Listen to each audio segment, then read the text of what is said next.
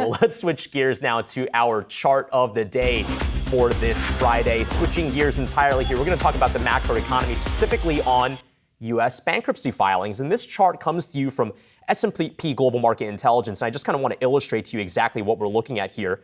Look at the amount of bankruptcy filings we have had over the 2022 years so far, much lower than in 2020. And we have not seen a remarkable or noticeable uptick yet in the amount of bankruptcy filings through this period of time, despite this conversation that we're hearing about of a collapse of the economy, right? You would normally expect to see bankruptcy filings start to increase, especially in a rising rate environment where debt piles get a lot more expensive and difficult to service.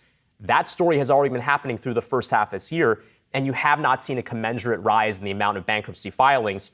For what it's worth, the industrials have made up most of the bankruptcy filings that we have seen so far, but you're not seeing big retail names. You know, I mean, the likes of J. Crew, a lot of other retail companies were kind of part of the spill in 2020. You don't really see those headlines in 2022. I mean, I guess yet another reminder that, you can't sort of take 2020 or 2008 and say, here we go again. It's just not the sort of same environment that we're looking at right now. Yeah. I mean, the health of who's borrowing is very much different, not just in the corporate sector, but in the mortgage market, as we've kind of discussed as well. Yeah, we've heard that a lot with Holmes. Right. So even with rising rates, it's not necessarily the case that we're on a house of cards here. So just worth remembering. Something to keep watching.